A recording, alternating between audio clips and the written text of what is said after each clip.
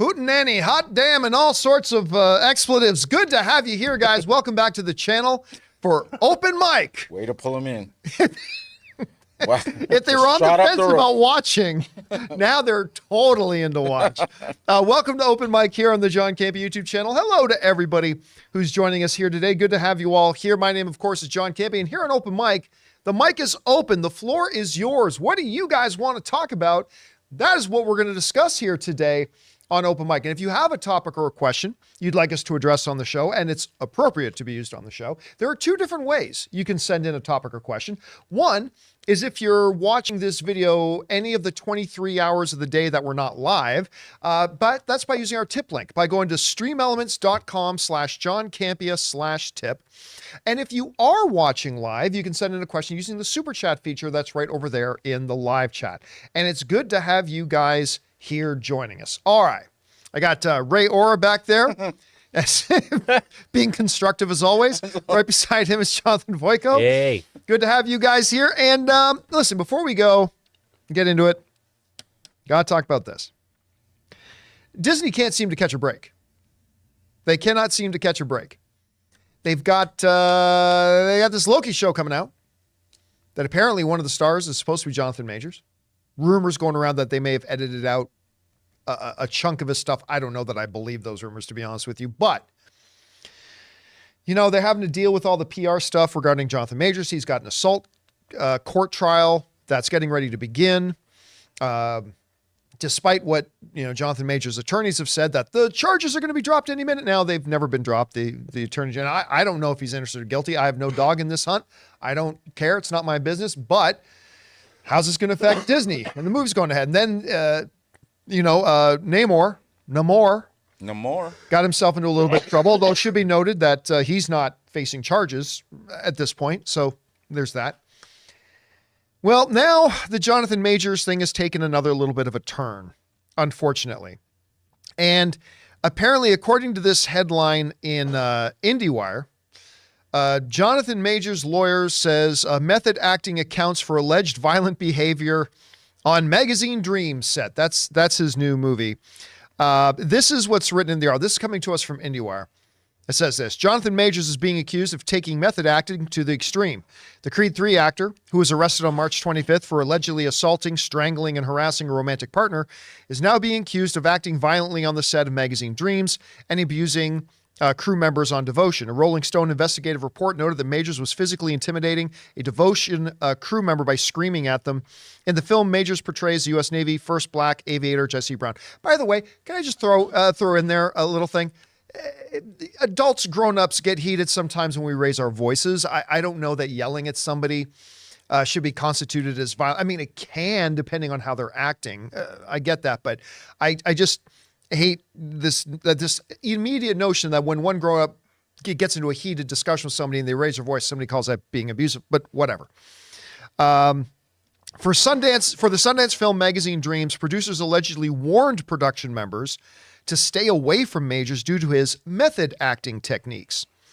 I've heard of different method actors and how their behavior is, but none of them are violent or rude towards their crew, one production source said, noting that Majors was completely disrespectful and kind of violent towards everybody, and crew members were afraid that they were going to get hurt. Let me see that again.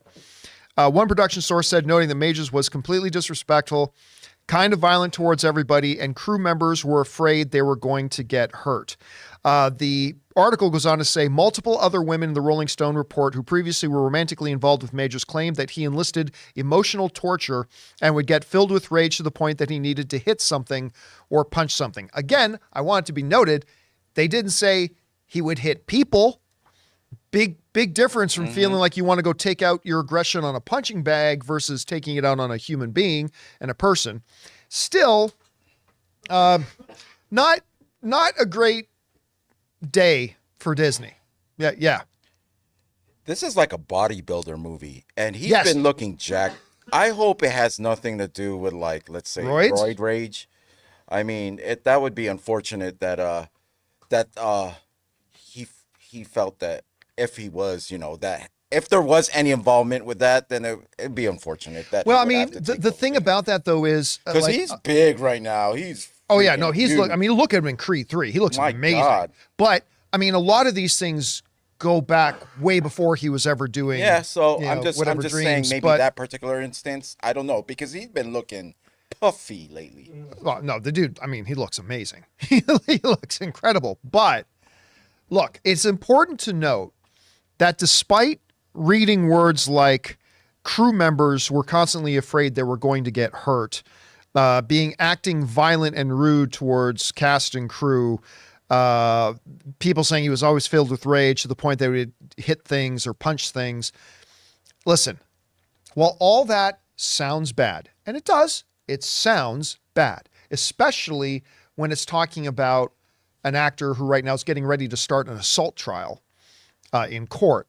It needs to be pointed out that despite everything in this article here sounding really bad, none of this has resulted in him being charged with anything. All right. I'm not saying he's innocent. I'm not saying he's guilty. We need to remember that even though this sounds really bad, he hasn't been charged with anything when it comes to stuff in this. So right now the article is just people talking. All right.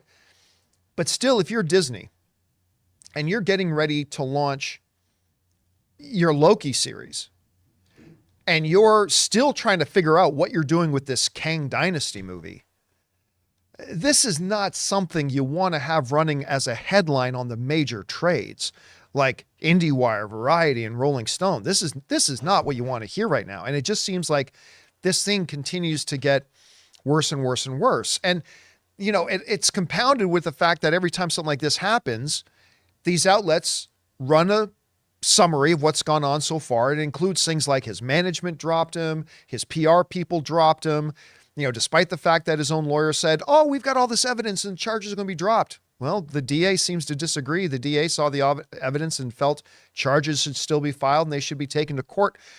I mean, it's just, again, I'm saying this from the perspective of Disney. Kevin Feige's got to be sitting in his office just holding his hair and rocking back and forth and saying, please make it stop. Please make it stop. Because all this, and again, there are human issues at stake here that are much more important than the movie business. But on this show, that's what we are here to talk about, is the movie business and how does this affect the movies coming out and the entertainment coming out. And as much as it sucks, all this stuff has a direct impact on the projects they have coming out. Because unless this court case gets thrown out, which is still a possibility, but unless this court case gets thrown out or a judge grants a dismissal motion or something like that, you're going to have a lot of people out there that are going to refuse to watch Loki and refuse to watch anything Marvel related as long as Jonathan Majors is a part of it.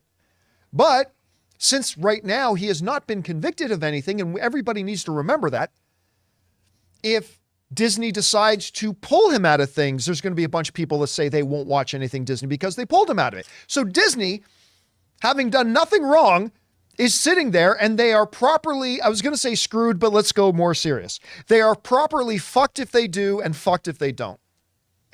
That's the position Disney finds themselves in right now. I think Disney is playing a game of Fall Guys where the thing is spinning and then it's slow at first and they're jumping over the little log, the little stick. It's starting to get faster, right? You add in the Namor thing to this. It's getting faster. It's another stick. It's another log.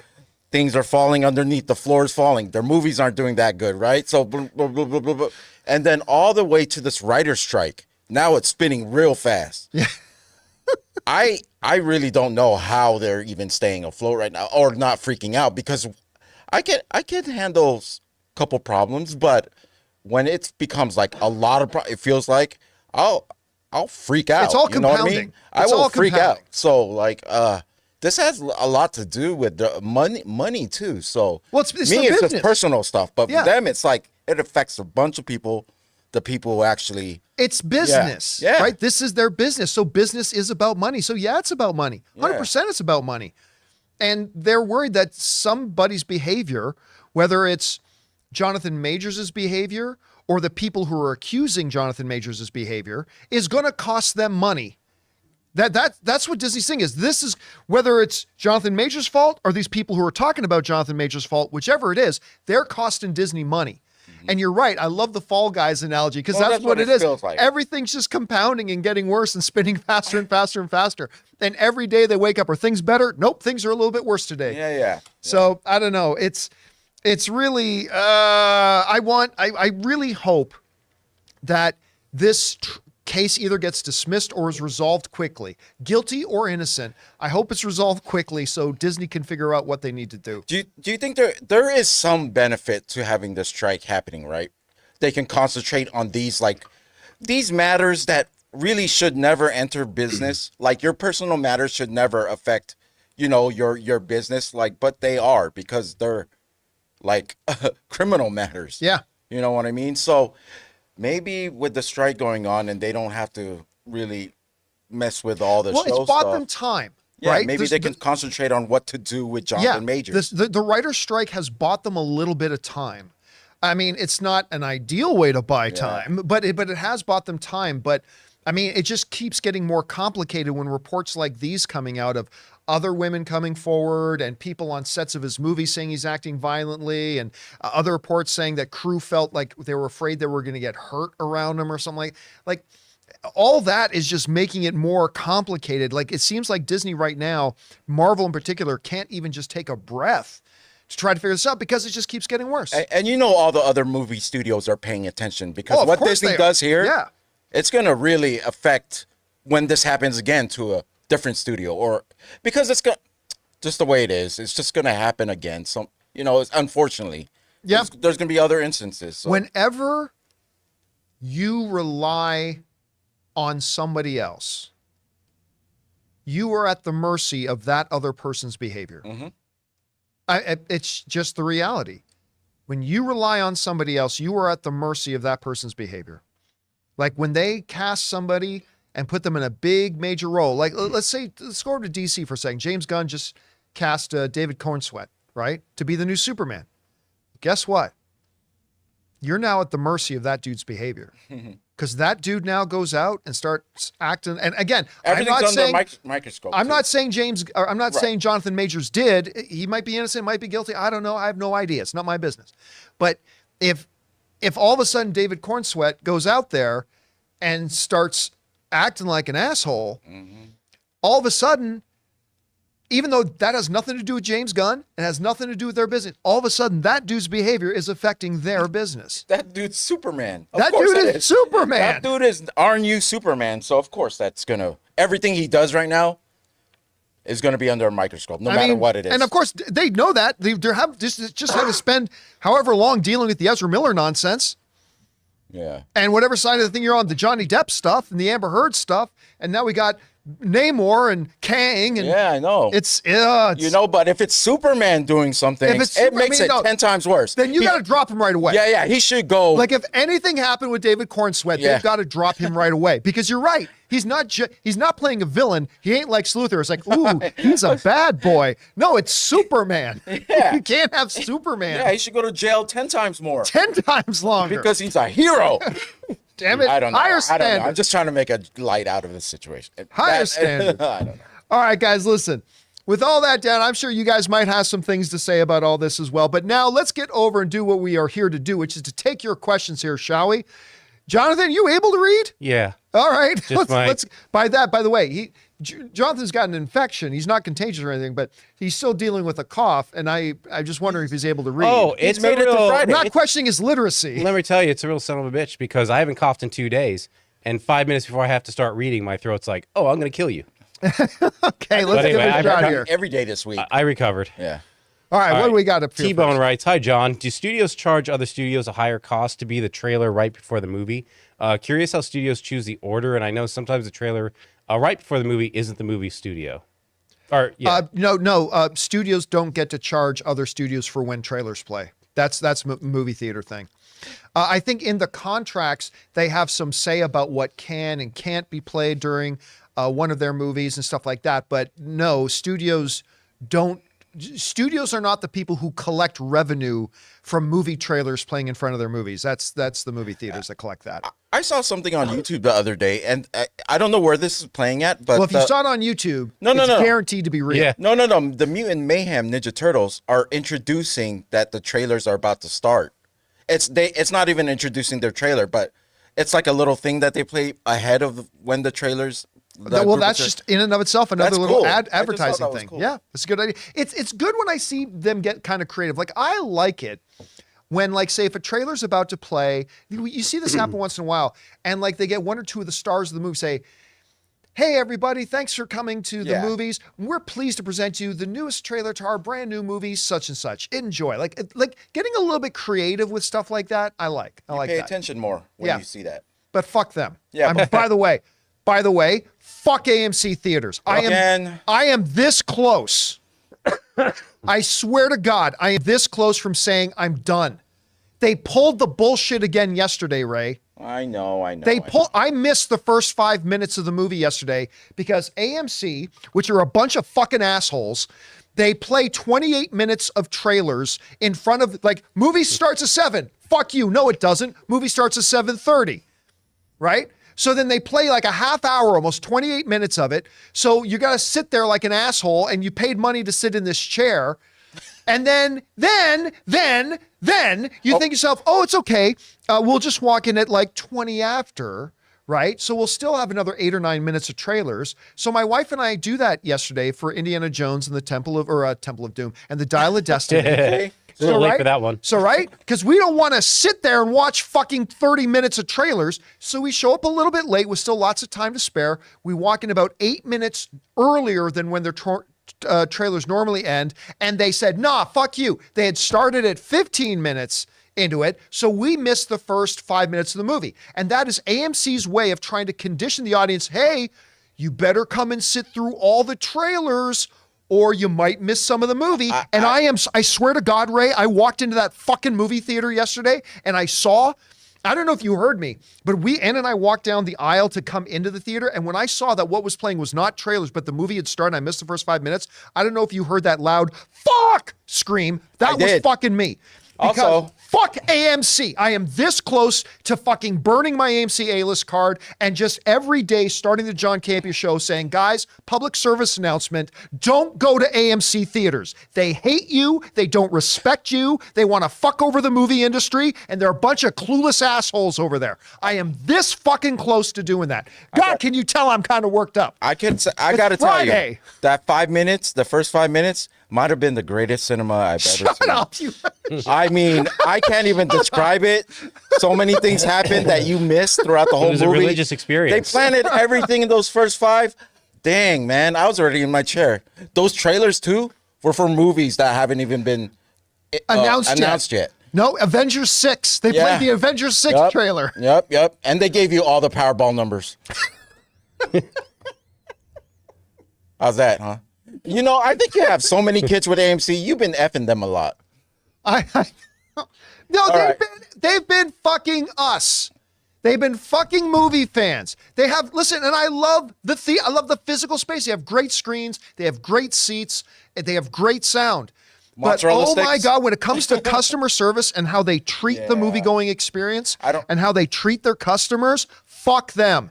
They are the absolute worst. And I am getting so fucking close just giving up on them. It's just, I don't know why I don't. They make shitty popcorn. They have a bozo of a CEO.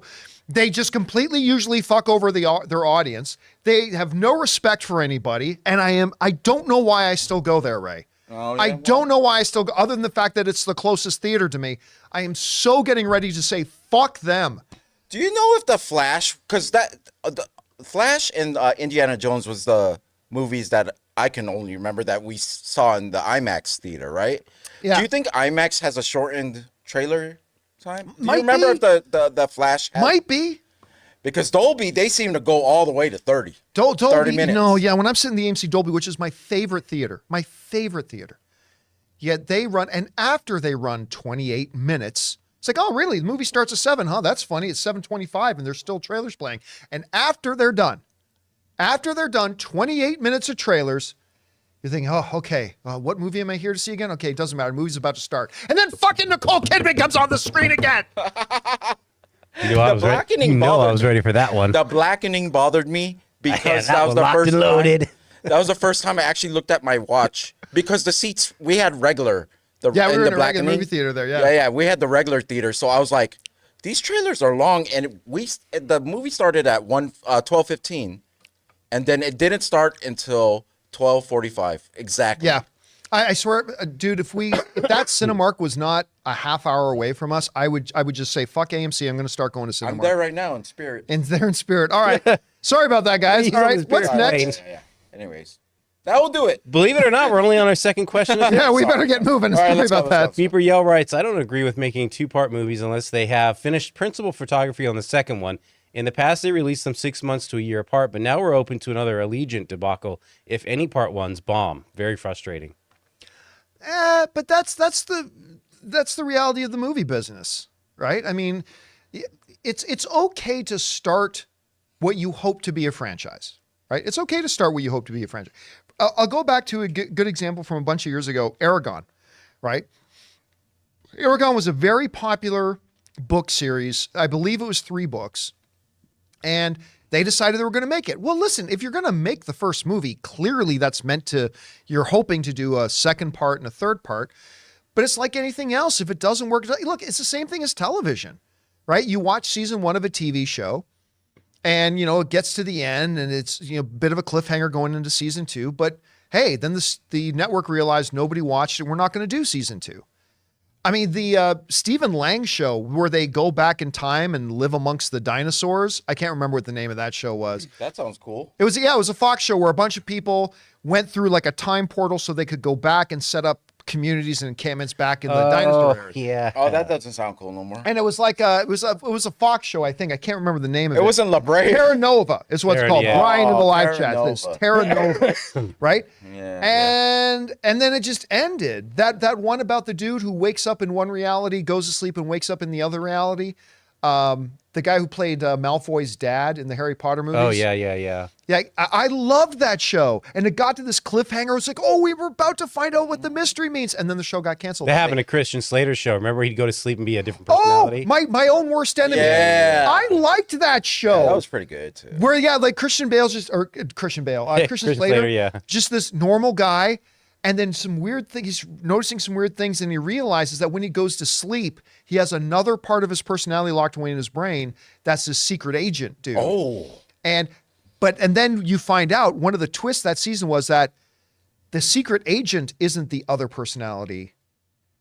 The regular neighborhood guy is the other personality. Oh. That Christian Slater the secret agent created this second personality. So if he doesn't even know his own secret, then the secret is safe. Yeah, something like that, right? And it was really good. Oh, but nobody watched. Got canceled. So yeah, I mean, listen, movies are always going to be movies that they start off with one and hope that it's good. And if it fails and they don't make another one, they don't make another one. I don't really care. But listen, if for whatever reason, Denis Villeneuve decided to retire and decided not to make Dune Part 2. All right? That would suck. But it would still not take away from the fact that I loved watching the first Dune movie. I mean, does it suck that I don't get the second part of it? Yeah. But does that take away from how much I enjoyed and loved watching the first Dune movie? Not at all. I still loved watching it. So, yeah, it is what it is. All right, what's next? Indira Winnipeg writes, Secret Invasion views. So this is regarding Secret Invasion views. Mando 3 had this issue, then Episode 3 was up 30%, and its finale beat Season 2's. Same with Andor's finale. People are waiting to binge episodes. I am. This happened twice in a row, and all the trades reported it. I don't recall if you did, but that's likely what's happening here. Not necessarily likely what's happening here. Again, listen, I said it before, I'll say it again. If you lined up all the Marvel Disney Plus shows before any of them started, and you looked at all 7 of them and said, which ones do you think will start off with the lowest numbers? The 2 you would have said are Ms. Marvel and Secret Invasion. Those are the 2 that you would have pointed to and said that, right? So it's not a terribly surprising thing that Secret Invasion started with lower numbers. All of us would have predicted that. You would have predicted it. I would have predicted it. Everybody would have predicted it. So it's not really anything like that. Here's the thing. When a show is actually good, people don't wait to binge it. Remember WandaVision? Still, I think the best show that Disney Plus has put out. Every single week after week after week, exponentially, it grew and grew and grew because everybody couldn't wait to watch a new one. the sign of that people just kind of catch up just to watch it towards the end. That's kind of a sign of a not very good show, at least to me, at any rate. Well, funny thing happened last night. I was about to put on the Secret Invasion episode, the one I missed, the one that just passed. Right, because you've seen the first one. Yeah, but then like for some reason I just said, you know what? I'm gonna wait till the next one and just watch them one after the other. I haven't even started yet, so I'm thinking about doing that. Three in a row. That was just what happened last night. So I ended up watching some like thing on the Nepal earthquake. Okay. Secret Invasion, the Nepal earthquake. I don't know, man. Whatever. All right. What's next? All right. Yoko Ono writes, in China and the Middle East, we don't know Little Mermaid cartoon was banned because she's half naked all the time. It was never expected to make money here. I bet you Indy 5 won't either. Not a single Indiana Jones film was released in China, not even Crystal Skull. Well, I mean, then that would make it pretty difficult for it to make. Actually, now that you mentioned, though, I'm going to look this up. What Thursday went for?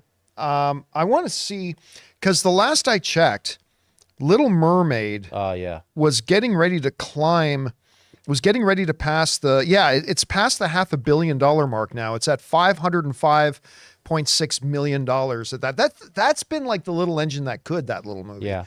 Because it looked like it was going to struggle pretty hard in the first week or two, but it's just kept making money. It still is in the top 10. Hold on, let me double check this. Little Mermaid is, this past weekend, at any rate, in its fifth week, it was still in the top 10 at number 7. No other film in the top 7 ahead of it had been in theaters more than 4 weeks.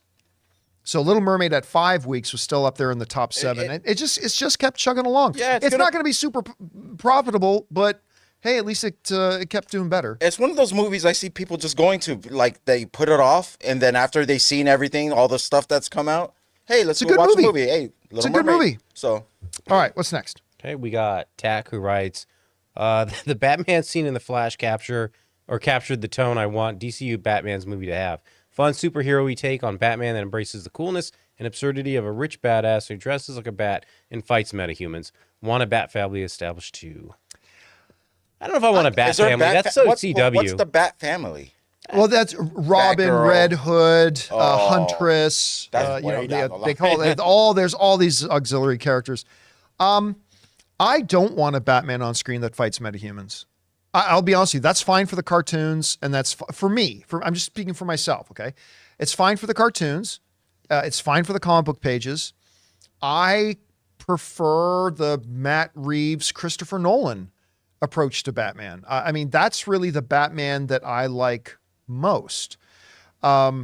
Seeing Batman now, look, not to take away from the cool factor of what we got to see the Michael Keaton Batman do in The Flash. It was cool. I loved it. I really did. But when it comes to like a real solid Batman on screen, I personally lean more towards the Christopher Nolan and Matt Reeves approach. I just think that's the better approach for Batman. But again, I'm not necessarily right. That doesn't make me right and you wrong. That's just my preference for it. Yeah, there's a scene in the Batman, Matt Reeves, the Batman, where I felt something where it was like, remember when he was just Bruce Wayne and he was walking into Penguin's Club? Yeah. Or to see Falcone? Yeah. I've never been so frightened of getting like him getting jumped or like right there. It felt like a dangerous place and you don't get that when you go far out like into like the kooky and comedy. Take just for example, take the Luke Cage, right? Mm-hmm.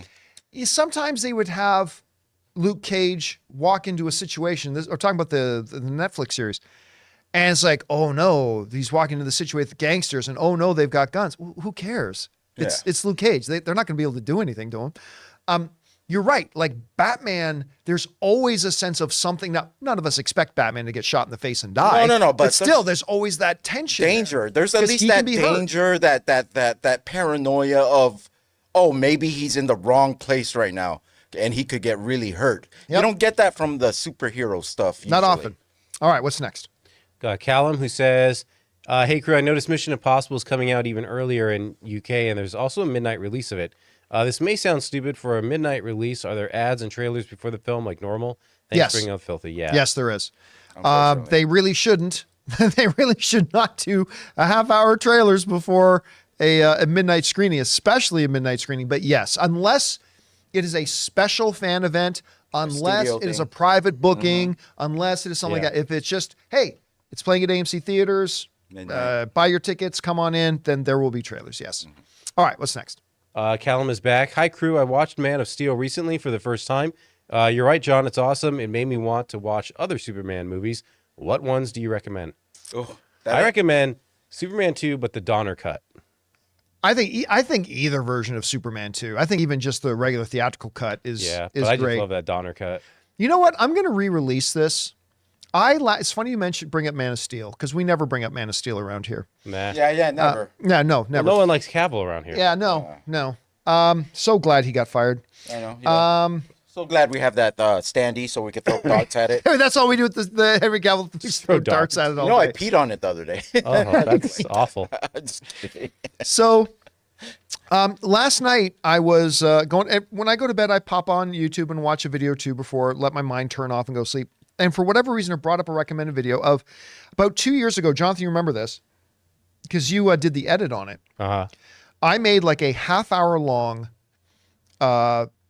video on the case for Man of Steel and why the Man of Steel is the most underrated comic book film of all time. And I'm not going to lie. Damn, that was a good video. That was a really good video. I think I'm going to re-release it. I think I'm going to actually re-release it again because everybody needs to be reminded every once in a while about how freaking great Man of Steel is. Anyway, yes. All right, what's next? Slick is next. The Silo finale on Apple TV last night was incredible. Did you get into it yet? Oh no! I watched the one episode. I need to get into watching. Yeah, I thought about binging the rest yesterday, but then obviously all right. Finish the question here. Yeah, so this is hands down the best show on television right now. A modern sci-fi masterpiece. I honestly think that if Silo was on Netflix rather than Apple TV, it would be breaking streaming records. Tell you what, I remember a year ago, maybe 2 years ago, we did this thing on streaming services, and there's a question about, 5 years from now, what are going to be the big three? And a lot of people kind of did a double take at me when I said Apple TV was going to be one of the big three. Man, it's so good.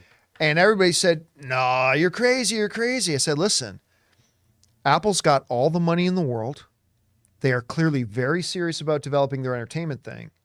And remember they did that kind of like a Comic-Con sort of presentation day where they talked about the new Apple TV. When they introduced Apple TV. Yeah, they introduced like Jason Momoa's and then the Good all that kind of stuff. News thing. Yeah, I thought, well, that was boring as hell. I remember saying, I criticized it a lot. I said, that didn't look interesting or good at all. Well, guess what? They're putting out some of the best stuff right now. Between Ted Lasso, between now Shrinking, which is an incredible show that's on there. The sci-fi one, the space. For All Mankind. Yeah, I love For All Mankind. The thing with Apple is like with their devices, they only release like an iPhone when it's good enough, right? It's like one of those things. It's not quantity at Apple feels. It's like whatever they show, there's going to be a group of people. They're being very selective now. Yeah, taking the time as they're developing. So quality-wise, I agree with you. They're one of the top, if not the top. I still give that thing to HBO. In terms of quality, though, I still think HBO in terms of quality is the king of the hill. But I'm telling you, man, Apple TV has done a great job with their service. Great job, Apple TV Plus. All right, what's next? Sean Epney is next. Writes, first off, Ray, how you doing today, man? All right, man. I hope it's great. I loved your outfit on the podcast earlier today. Funny enough, it's the same one he's wearing now. Yeah. Love you, man. Okay, second, John, do you have any Pixar movie recommendations? Thanks, bro. Love your glasses on you as well. Have a great day. I'm here too, but it's cool. Well, you got a cough. Yeah, he didn't want to make you talk any more than necessary. Yeah. By the way, these glasses, I should probably point this out because sometimes I wear them, sometimes I don't. These are from that brand Gunner. You guys might remember way back in the day. Those are the gaming glasses. Yeah. Some of you guys may remember way back in the day, I would wear, now Gunners used to just have the yellow tint. Right. It looked like I was trying to be Bono for some reason. Or hunting some bucks. Or that's right, going out doing some shooting. But these, I am constantly surrounded by monitors and lights. And in my office, I have dual 43-inch monitors. And I will often get like headaches and eye fatigue. And I found when I started wearing Gunners that, they filter out. So they claim. I don't even know if it's real, but so they claim. And maybe it's just a placebo, but I find when I do wear them, and I don't really like wearing them, but I find when I do wear them, it really reduces my eye fatigue, by the eye strain and everything, and I'm able to function better. So some days I feel totally fine, and you'll see me not wearing them, and then a lot of days you'll see me wearing them. But so you're not going to mention it then, right? What? The movie they won? No. Oh. What, the glare from your gold-plated desk that you bought? Oh yeah, pure gold. Pure gold. It's like a bar of gold in there. Yep. And my 3 servant girls John. that feed me grapes as I write articles. I don't know. As far as a recommendation goes, listen, almost every Pixar movie is fantastic. Almost. We've been talking a lot lately about what I think is the most underrated Pixar film, Inside Out. I'm not saying that's not the best Pixar film, but if you haven't watched all the Pixar films, I'll bet you haven't seen Inside Out. Watch Inside Out. It's a totally delightful movie. Wall-E. Wall-E all day. Wall-E's great. Yeah. All right, what's next? All right, Zach, pasta sauce, Walters. Yes. John, do you have a favorite part of the Lego Batman movie and the first Lego movie? Oh, God. Can I say mine? Yeah. Okay, the first Lego movie, I don't remember the Lego Batman, but the first Lego movie, spaceship. Oh, Every time you popped in, I just got to, because it's astronaut, man. Come on. I mean, almost everything with Emperor, what was his name? Lord Business. Almost everything with Lord Business. Almost every part with Lego Batman in the first one too.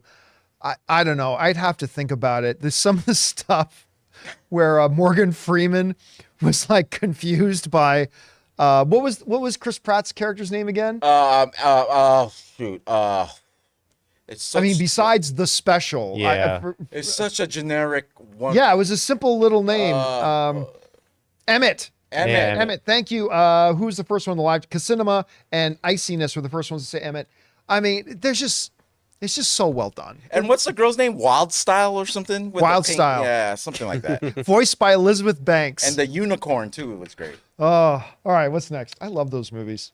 Haley Brownkin writes, the days are counting down to Oppenheimer are getting closer and closer. I'm so pumped. How excited are you, crew, for Oppenheimer, since it's getting closer and closer every day? I honestly really do believe this is going to be a Best Picture contender. Actually, I really do believe this is going to be a Best Picture frontrunner. Now, I can't say that for sure because I haven't seen the movie yet, but everything that they showed us at CinemaCon, everything we've seen in all the trailers, everything I've read about it, hearing Christopher Nolan talk about the reactions from the advanced test audiences, it's right out there. But I'll tell you what, I am almost looking just as forward to Barbie, which I never would have thought I would be, but that has been looking better and better too. So my number one most anticipated movie on July 21st, I should say, is Oppenheimer, but it's a very close second with Barbie. I'll tell you what, on Oppenheimer, I'm staying until the last credit goes up. I can't wait to hear the score to this movie. Yeah. I'm almost more excited to the Oppenheimer score just because of the theme of it. Like, it's going to be dark. I thought you were going to say I'm staying right to the end to see if there's a post-credit scene. No. It's like, yeah, Oppenheimer, big post-credit scene.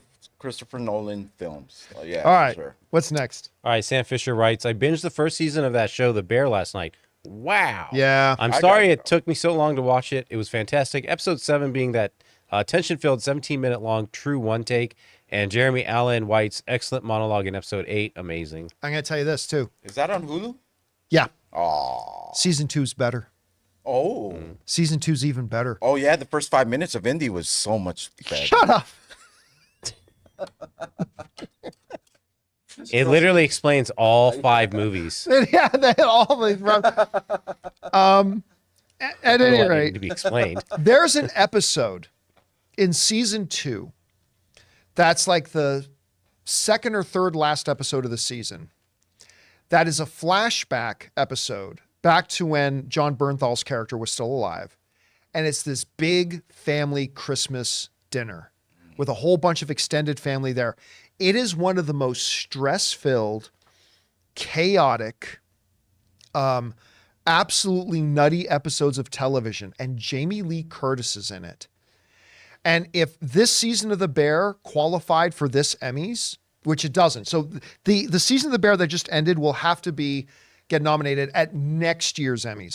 I don't understand their dating system. But just like Nick Offerman is an automatic guarantee to win Best Guest Appearance Emmy this year, next year, Jamie Lee Curtis is the next lock for that because her performance in it. And by the way, it's not just Jamie Lee Curtis. Jamie Lee Curtis is in that episode. Bob Odenkirk is in that episode. John Bernthal's in that episode.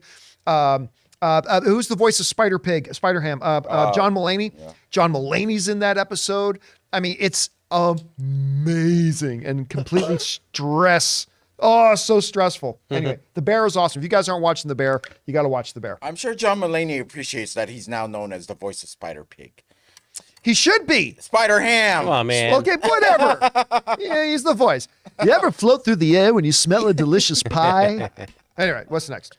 All right. Canadian Wally Boy writes, hey, Jonathan, do you have any horror movie recommendations? I'm not a huge horror person, but I'll give you two. 1980s Terror Train starring Academy Award winner Jamie Lee Curtis. We were talking about her.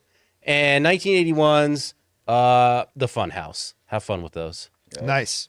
All right, what's next? All right. Victor Canesaw. I almost said chainsaw. John, I saw an early screening of Joyride last night, and nice. OMG, you are right. This is literally God tier comedy movie. I haven't laughed that much or hard since Step Brothers or both Ted movies. I'm telling you guys, next week, it's not going to do great at the box office. It's not. I'm just telling you. But next week, Joyride opens. Get the fuck out and go watch it. It's hilarious. It's so funny. And it's filthy. It's so dirty, which makes me appreciate it a little bit more. Yeah, my God, guys, go watch this. It's a low budget little indie basically comedy that I can't remember being as surprised by a comedy, delightfully surprised by a comedy like this since I saw the first Hangover. Like, remember The Hangover? Hangover didn't look all that special. Just, okay, a comedy, these guys go to the whatever. Yeah. And then you watch it and you're like, oh my God, like you almost pass out. You're laughing so hard. That's what this movie is. This movie it's so funny.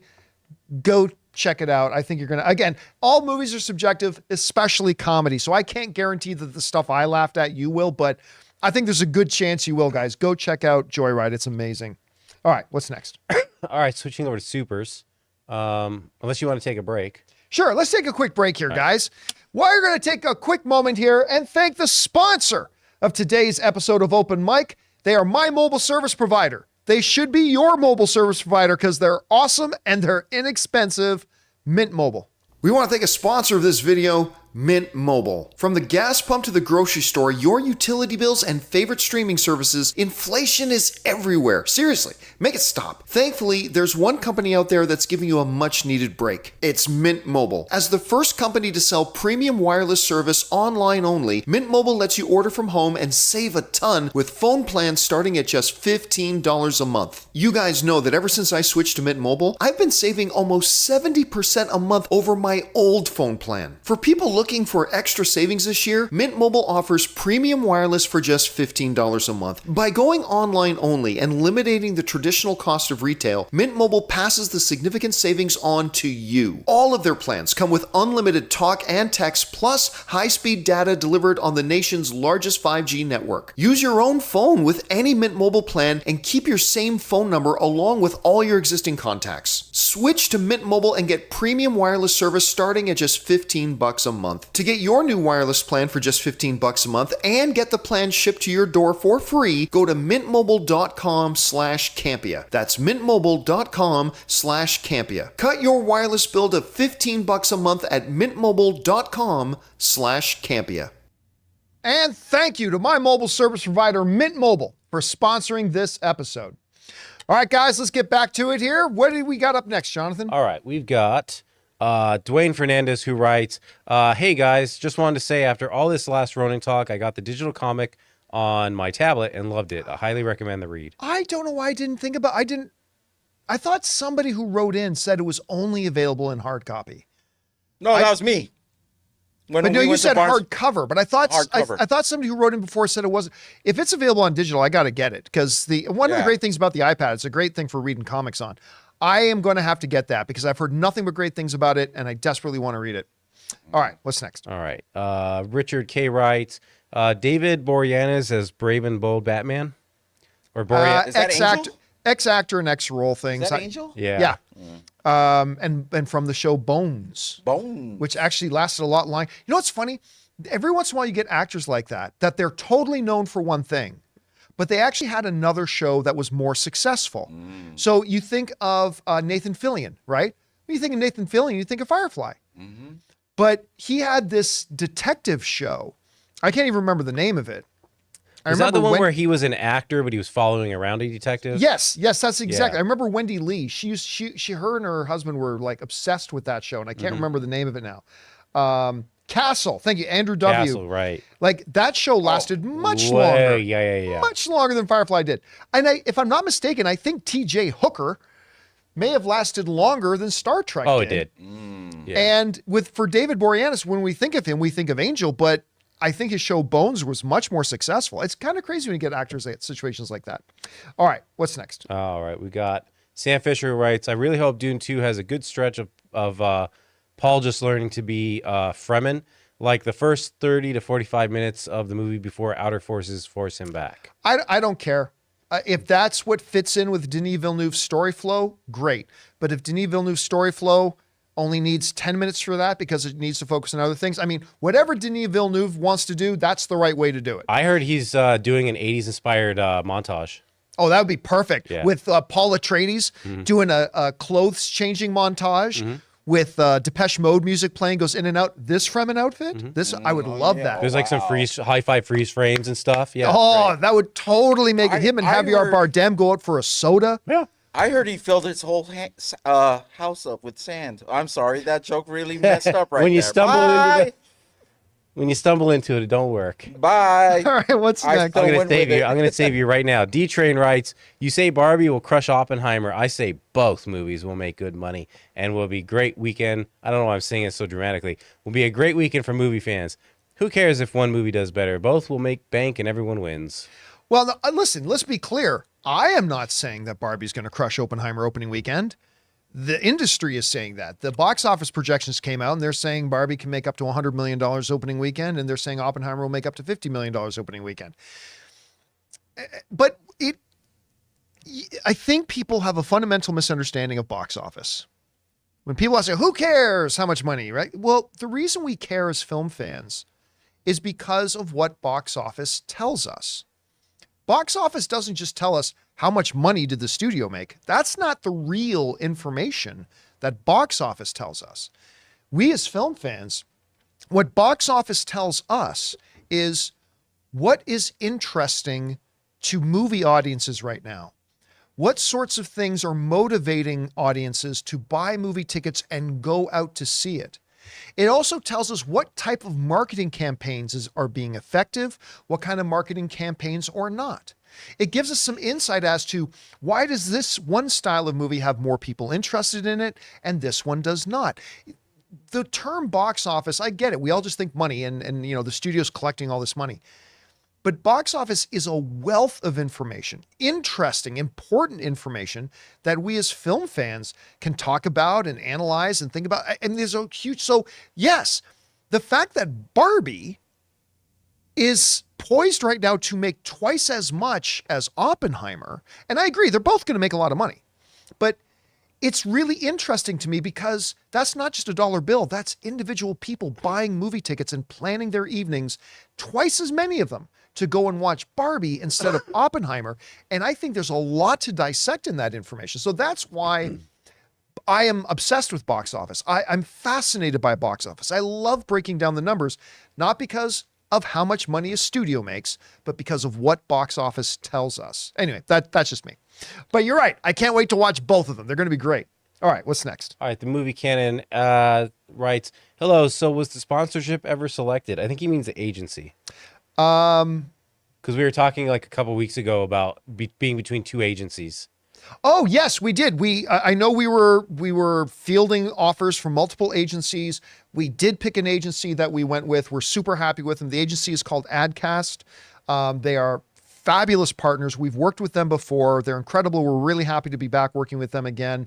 Dan Murrell is over there. New rock stars have joined us over there. We've joined them, whatever. We're really, really happy to be there. So yay, onward and upward. All right, what's next? All right. Aiden Foley writes, will there be an Indy 5 spoiler discussion Sunday? I don't think so. When we saw the box office projections for it, I thought, you know what? It's probably a little low. I don't know if there would be enough people watching it for us to do an open spoiler discussion about it. And it's good. The movie's good, but it's not great. I do encourage people to go see it, but we probably won't be doing an open spoiler discussion. Plus, the crux of the film was like the first 5 minutes, right? So if you everything is explained in the first 5 minutes. Understand the rest of the which film. I missed, so I am not even qualified to do an open spoiler discussion about it. You know what? We should do 2 spoiler discussions. The most important 5 minutes. The first 5 minutes, and then the next 5, and then you come to the rest.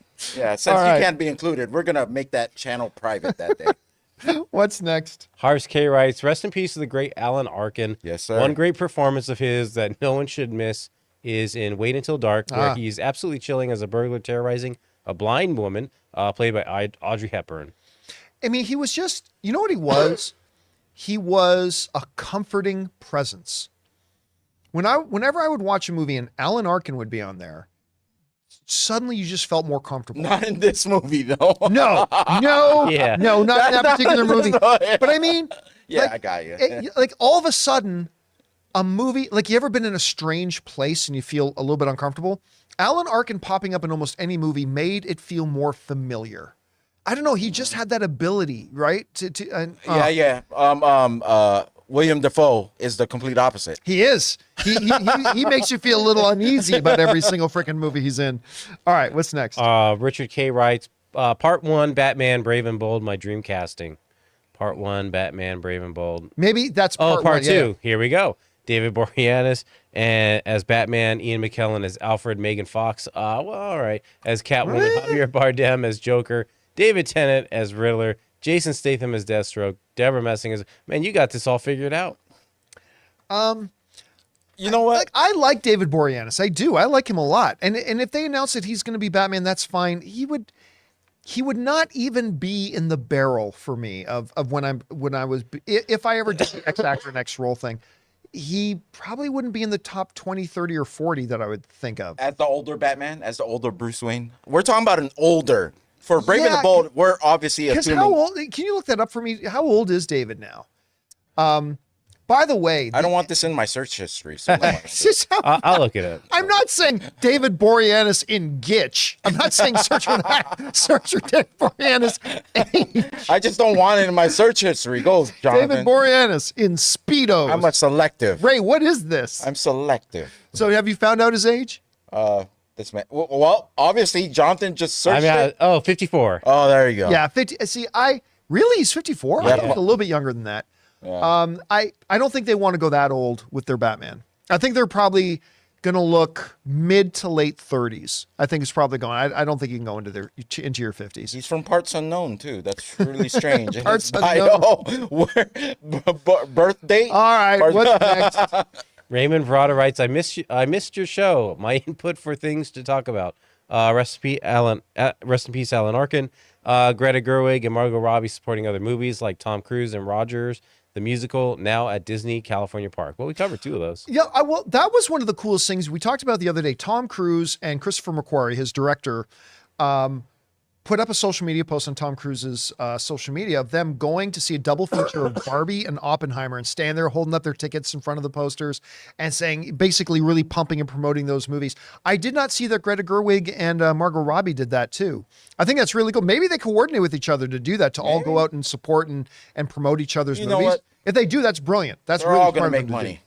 They're all making money. They're all going to make money. All right, what's next? Jord writes, hey, John, have you watched season 2 of The Bear yet? It's so good. I think episode 6 is the best hour of TV I watched.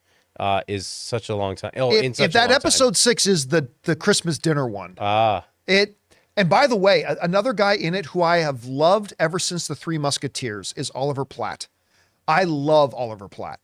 He's amazing. He was great in West Wing. He was great in Lake Placid. He's in that one of those Chicago something shows. I don't know which Fire, one it is. MD or PD. But now he's popping up in this thing as well as the money bag uncle. But yeah, if episode 6 is the one with the Christmas dinner, it is one of the most stressful Christmas episodes of TV I've seen in a long time. All right, what's next? All right, King Daddy Goat has a 2-parter. Hey guys, I hope all is well. Tomorrow's my birthday. Happy early birthday, man. Going bowling with the fam, so it should be fun. Thank you guys for everything. You complete me. And then he writes also, what about all these layoffs at ESPN? Well, listen, Disney announced that they were doing I can't remember, what was it, like an 8% or 7% layoff that was going to equal 7,000 jobs. And ESPN is part of that. So ESPN, Disney Plus, Disney Parks, Disney Studios, they're all being affected by the layoffs because they had a mandate to cut costs. And a lot of people think they're cutting costs at ESPN to get ready to sell it off. I don't personally believe that, but I mean, it's a part of the Disney umbrella, so they're going to be affected too. Disney's had a tough year too so far. Well, I mean, it's been tough ever since like with the pandemic. Right. I mean, right? It's hard to be a business that's into cruise ships, park experiences, and movies when your cruise ships couldn't cruise, your parks couldn't be open, and your movies couldn't play in theaters or even shoot. And your hotels were $5,000. And your fucking Star Wars hotels are $5,000 a night. All right, what's next? Okay, Schnipp writes, granted, I indulged in some herbal essence beforehand, but I just finished watching Natural Born Killers. Oh, wow. I was just thinking about that movie the other day with Woody Harrelson. Wow. Who's this co-star in that? It's I'm looking at her face and I can't pull her name. Yeah. I'm gonna look it up. This guy said herbal essence. Yeah, yeah, natural. Listen, Juliette Lewis. Juliette Lewis, thank you. Yeah. That dude's got a couple movies that really deserve to be revisited. What happened to Christian Slater? I love Christian Slater. I love Christian Slater. Pump Up the Volume was my favorite movie in the 80s, for real. You know what? You know what's really great? A buddy of mine introduced me to the animated show Archer, and it's bloody hilarious. But Christian Slater became a character on the show. Does he play himself? He plays like a CIA agent, and I think I can't remember if he goes by his own name, but it looks just like him, and he's doing the voice. Cool, and I think I think he plays himself, but he's actually like a CIA agent or something. Oh my God, it's so good! It's so good. You should check it out, man. All right, what's next? All right, we've got Did the King Daddy Go?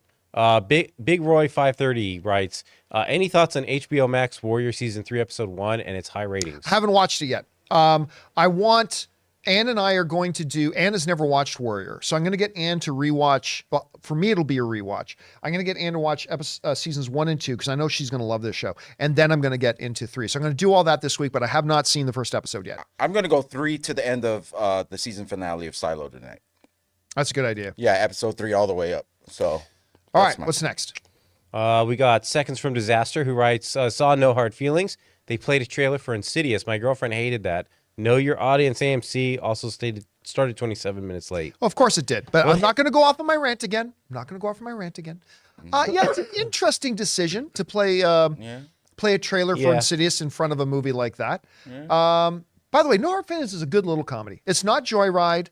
It's, not a movie you're going to be thinking about or talking about a month from now, but it's a nice little fun comedy. There's actually 2 in theaters right now, The Blackening and No Hard Feelings.